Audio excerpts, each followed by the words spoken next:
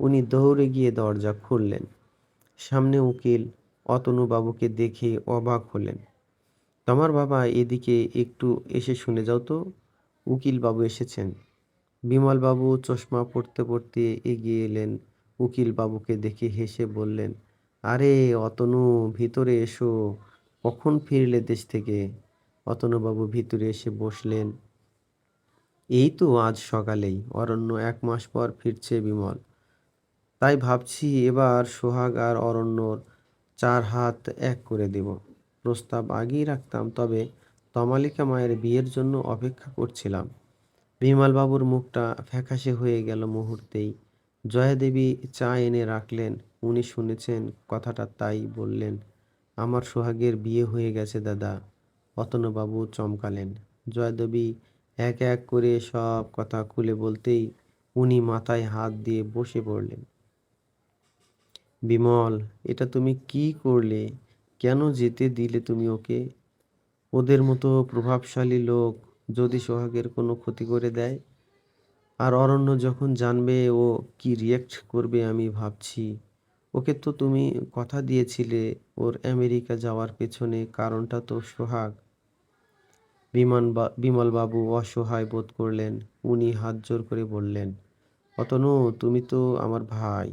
আমার কিছু হাতে ছিল না, তুমি তো বুঝতে পারছো। নয়তো আমি সোহাগকে কোনো দিনই এভাবে বিয়ে দিতাম না। অতনুবাবু মাথা ঘষে বললেন, তুমি কেন ভয় পেলে বলো তো?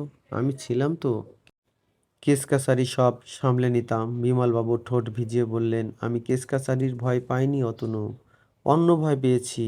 অনেক হাত, অনেক লম্বা। ওরা যদি কোনোভাবে সোহাগের ক্ষতি করে দেয়, তাহলে আর কি করা যাবে? সোহাগ যখন বিবাহিত, এটা নিয়ে আমি আর কি বলবো। তবে অরণ্যকে কিভাবে সামলাবো আমি জানি না। আজ তাহলে উঠি, জয়াদেবী বলে উঠলেন। চাটা খেয়ে যান। সরি বৌদি, আজ না অন্য কোনো দিন। উকিলবাবু চলে যেতেই জয়াদেবী চা কাপ নিয়ে যেতে যেতে হাত থেকে হঠাৎ পড়ে ভেঙে গেল। ওনার মনটা কেমন যেন করে উঠল। উনি বিমলবাবুর দিকে তাকিয়ে বলে উঠলেন, হ্যাঁ গো, আমার সোহাগ ভালো আছে তো? ওরা ওর কোনো ক্ষতি করবে না তো? মনটা খুব কুগাইছে। বিমলবাবু নিজেও বিমর্ষ। মেয়েটার সঙ্গে কাউকে যদি পাঠাতে পারতাম, খুব শান্তি হতো। আত্মীয় স্বজনরা যারা ছিল, তারা কালকেই ফিরে গিয়েছে। দূরের কুটুম কাজিন সব আজ সকালে চলে গেছে। পুরো বাড়ি শূন্য ওনার। 2 চোখের মণি হারিয়ে যেন অন্ধ বোধ করছেন। চৌধুরী বাড়িতে গৃহপ্রবেশের তোড়জোড় চলছে। বড়মা কাজের মেয়েদের নির্দেশ দিলেন, কাপড়টা লম্বা করে পেতে দে লিলি। সে এগিয়ে এসে সুন্দর করে পেতে দিল। আরেকজন দুধে আলতার থালা পেতে দিল। সোহাগকে ডাকলো বড়মা, হবে, নতুন বউয়ের ভেতরে এসো। এবার গৃহপ্রবেশ। নির্ঝর সোহাগের পাশ কাটিয়ে ভেতরে ঢুকতে ঢুকতে সোহাগের দিকে তাকিয়ে কেমন করে যেন হাসল। সোহাগ বিরক্ত বোধ করল। অসহ্য লোক একটা। সে আলতার থালায় পা রাখতেই আর্তনাদ করে উঠল। থালার ভেতরের আলতা নিমিষেই রক্তে মিশে একাকার হয়ে গেল। যন্ত্রণায় সোহাগের চোখ দিয়ে জল পড়তে লাগলো। পা তুলতেই দেখল রক্তের ছড়াছড়ি। সোহাগ 2 চোখ ভরা জল নিয়ে নির্ঝরের দিকে অসহায় ভাবে তাকালো। এতটাও পাষাণ কি কেউ হতে পারে? দুধে আলতার থালার মধ্যে কাঁচ। বড়মা চমকে উঠলেন, এ কি মীরা, দুধে আলতার থালার মধ্যে কাঁচ এলো কোথা থেকে? মীরা ভয়ে কাঁদো কাঁদো হয়ে জবাব দিল, বিশ্বাস করো বড়মা, আমি ওসবের কিছু জানি না। পারো, আমাকে থালাটা সাজিয়ে দিয়েছিল, তুমি ওকে জিজ্ঞেস করো। সোহাগ 1 পা তুলেই সেখানে ফুঁপিয়ে কেঁদে উঠল। সে অনেক চেষ্টা করেছিল যন্ত্রণাকে দাঁতে দাঁত চেপে সহ্য করতে, কিন্তু বিঁধে থাকা কাচের ক্ষত থেকে যন্ত্রণার ঢেউ সারা শরীরে ছড়িয়ে পড়ছে। পা তুলতেই দেখল তার পা বেয়ে চুইয়ে চুইয়ে পড়া রক্ত আর আলতা মিলেমিশে এক বীভৎস দৃশ্য তৈরি হয়েছে। নির্ঝর ভ্রু কুঁচকে এগিয়ে এলো। সোহাগে কাঁদছে দেখে তার বুকের ভেতরটা কেমন খচখচ করে উঠল। কোনো কথা না বলে হাঁটু মুড়ে সোহাগের সামনে বসল। সোহাগের রক্তমাখা পাটা নিজের হাতের তালুতে তুলে নিয়ে যখন কাজটা টানতেই সোহাগ তীব্র ব্যথায় চোখ মুখ খিচে চিৎকার করে উঠল। ব্যথার চোটে সে নির্ঝরের পিঠ খামচে ধরল শক্ত করে। নির্ঝরের মতো শক্ত সামর্থ্য পুরুষও যেন সেই যন্ত্রণার আঁচ অনুভব করল।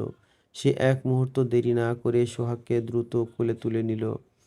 দুই পা থেকে আলতা সহ রক্ত ঝরছে। নির্ঝর তাড়াতাড়ি করে সোফায় বসলো। সোহাগকে, মিঠি চট করে আমার রুমে যা আর ফার্স্ট এইড বক্সটা নিয়ে আয়। মিঠি মাথা নেড়ে ছুটল সেদিকে।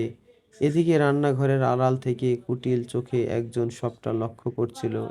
এবার সে কাউকে ফোন লাগালো। ছোট ম্যাডাম, কাজ হয়ে গেছে। মেয়েটার পায়ের যা হাল করেছি দেখবেন এবার খোঁড়া হয়ে যাবে। এবার আমার পাওনাটা কিন্তু। ওপাশ থেকে কিছু কথা বলল, সেটা ফোনে শুনে কেটে দিল মেয়েটা। নির্ঝর সোফায় বসে অতি সাবধানে সোহাগের পায়ের রক্ত পরিষ্কার করছে। সোহাগ কেঁপে কেঁপে উঠছে বারবার, চোখ থেকে জল এসে যাচ্ছে শুধু। এবার নির্ঝর মলম লাগাতে গেলেই সোহাগ পা সরিয়ে নিল। দেবেন না প্লিজ, ভীষণ জ্বালাপোড়া করবে। যেমন আছে ওরকমই থাক। নির্ঝর ধমকে উঠল এবার। মানে? আপনি কি পাগল? দেখি না, পা দিন। সোহাগ শুনল না। বড় মাও পাশ থেকে বোঝাতে লাগলেন। সোহাগ, পা এগিয়ে দাও মা। তোমার পায়ে যেভাবে ফুটেছে ইনফেকশন হলে খুব মুশকিল হবে। সোহাগ তবুও শুনল না। নির্ঝর এবার বড় মার দিকে তাকিয়ে বলল, তুমি ওর পা চেপে ধরো তো, দেখি ও কেমন করে না দেয়। সোহাগ কেঁদে ফেলেছে ভয়ে। নির্ঝর মলম দিতেই দাঁতে দাঁত চেপে সহ্য করল।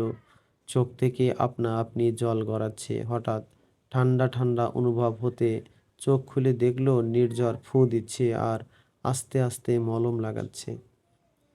রক্ত বন্ধ হচ্ছে না দেখে নির্ঝর তুলোটা পায়ে চেপে দিল। সোহাগ অবাক হয়ে তাকিয়ে রইল ওর দিকে।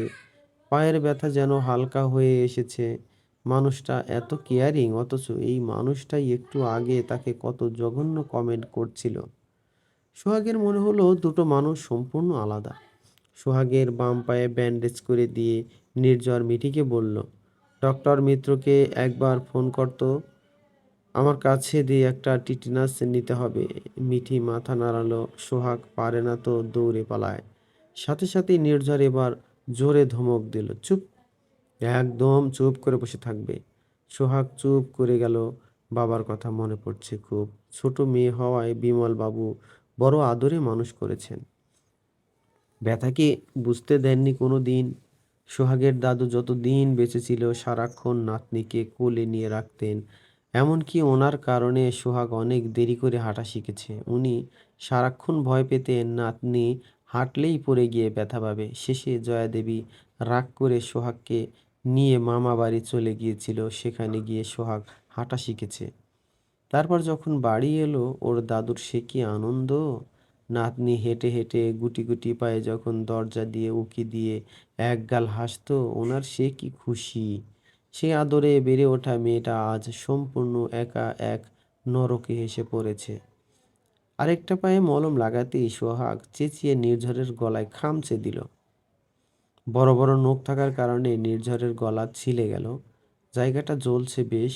ব্যান্ডেজ শেষ হতেই সোহাগের দিকে তাকিয়ে বাঁচকাই কণ্ঠে বলল, তোমার এই রাক্ষসের মতো নখ আমি আজকেই কাটবো।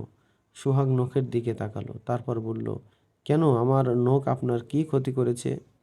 দুধে আলতায় কাঁচ দিয়ে মন ভরেনি আপনার? নির্ঝরের চোয়াল শক্ত হয়ে উঠল। সরু চোখে তাকিয়ে বলে উঠল, তোমার কি মনে হয় আমি করেছি এটা? সোহাগ নির্বিকারভাবে জবাব দিল, মনে হওয়ার কিছু নেই। আমি নিশ্চিত এটা আপনারই কাজ।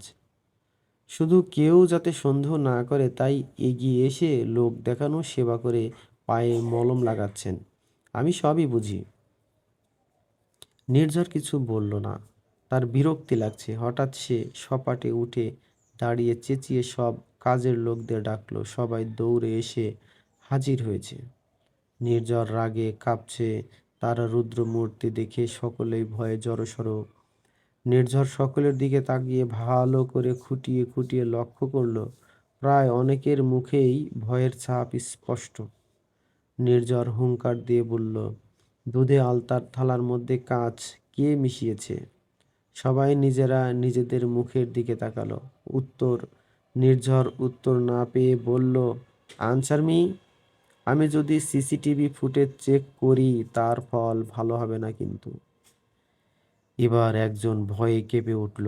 নির্ঝর সেটা দেখা মাত্রই তার সামনে গিয়ে হুংকার করে বলল, কাজটা তুমি করেছো। সে আমতা আমতা করে এড়াতে গেলে নির্ঝর আরো জোরে চেপে ধরল। সাথে সাথেই সে কেঁদে ফেলল। ছুটে গিয়ে সোহাগের পায়ের কাছে বসে পড়ল। কেঁদে কেঁদে বলল, আমাকে ক্ষমা করো নতুন বৌদি। আমি ইচ্ছে করে কিছু করিনি। আমাকে করতে বলা হয়েছিল, আমি তো শুধু আদেশ পালন করেছি। নির্ঝর বাঘের মতো গর্জে উঠল। কে করতে বলেছিল? বলতে পারল না মেয়েটি। নির্ঝর আবার হুংকার দিতেই কেঁপে উঠল ভয়ে। থেমে থেমে বলল, ছোট ম্যাডাম। নির্ঝর চমকে গেল। তার মা এত নিচে নামবে সে কল্পনাও করেনি।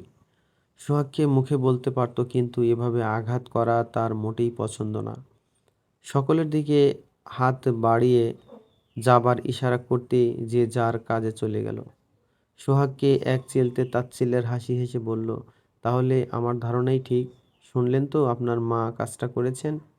আপনি নির্বিকার যে। অবশ্য আপনি তো খুশি হবেন আমার কষ্ট দেখে। এবার উৎসব করুন। বলেই সে উঠে দাঁড়ালো।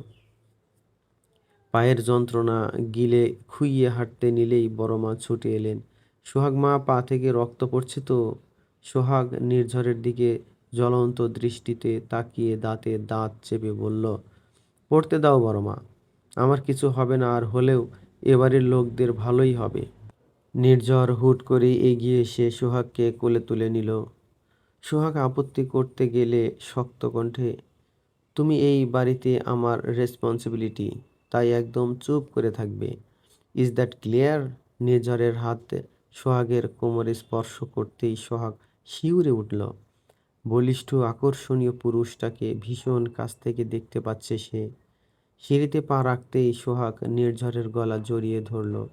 নির্ঝর বিড়বিড় করে বলল, দেখতে ছোটখাটো হলে কি হবে, ওয়েটটা তো ভালোই বানিয়েছো।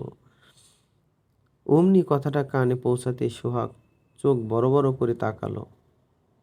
কি বললেন আপনি আমাকে বডি শেমিং? নির্ঝর দাঁতে দাঁত চেপে বলল, আমার ঘাড়ে কটা মাথা তোমার মতো একটা ঝগড়ুটের বডি শেমিং করব? একটু আগে বলেছিলে না আমি কাপুরুষ? এখন সেই কাপুরুষের কোলেই তুমি। তুমি কি কাম মহিলা? সোহাগ মুখ কোঁচকালো। কাম মহিলা? কি বাজে শুনতে, যেমন বিরক্তিকর লোক তার তেমন বিরক্তিকর শব্দ। সোহাগকে নিয়ে নিজের ঘরে এলো নির্ঝর। বিছানার উপর বসাতেই সোহাগ হাঁ করে পুরো রুমটা দেখতে লাগলো। মিঠি বড়মার কাছে গিয়ে হেসে হেসে বলল, দেখলে মা, বৌদি ভাইয়ের কি ভাগ্য, বরের কোলে চড়ে গৃহপ্রবেশ করলো। মেজদা ভাই তো ঘরে নিয়ে গেল সোজা। কি মজা! ওমা, সিনেমার হিরো হিরোইন লাগছে না দুজনকে? প্রথম দিনই কোলে কি মজা! বড়মা বকা দিলেন মেয়েকে। বেশি কথা না বলে চুপচাপ ঘরে যাও। দুপুর হতে চললো, আমি দেখি ওদিকে রাঁধুনিদের রান্না কত দূর এগুলো। সোহাগ বিছানায় বসে হাতের নখগুলো দেখছে। এই নখগুলো তার ভীষণ শখের, তাই এক্সটেনশন করায় সে এক্সটেনশন ছাড়াই সুন্দর সুন্দর নখ পেয়েছে।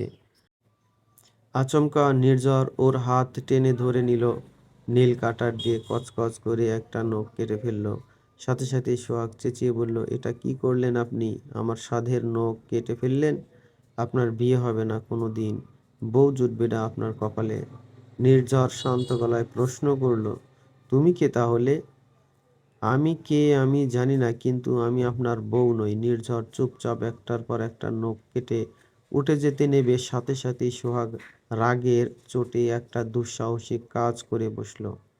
নির্ঝরের মাথা যেন এক মুহূর্তে ওলট পালট হয়ে গেল। নির্ঝর নখগুলো কেটে দিয়ে উঠে যেতে নিলেই সোহাগ ছোঁ মেরে তার হাত থেকে নীল কাটারটি কেড়ে নিল। নির্ঝর ভ্রু কুঁচকে তাকাতেই সোহাগ এক চিলতে বাঁকা হাসি হেসে বলল, আমার নখ কাটা তাই না? এবার দেখুন আমি আপনার কি করি। নির্ঝর থমকে গেল প্রথমে, তারপর আচমকা সোহাগের খুব কাছে ঝুঁকে এলো। এত কাছে যে সোহাগের হৃৎস্পন্দন যেন ঝড়ের গতিতে ছুটতে লাগলো। মুহূর্তেই সোহাগ প্রস্তুত হয়ে চোখ বড় বড় করে পেছনের দিকে হেলে পড়ল। নির্ঝর বাঁকা হেসে বলল, কি হলো? কি করবে বলেছিলে না? আমি তো আরো এক স্টেপ এগিয়ে এলাম। করো যা করার।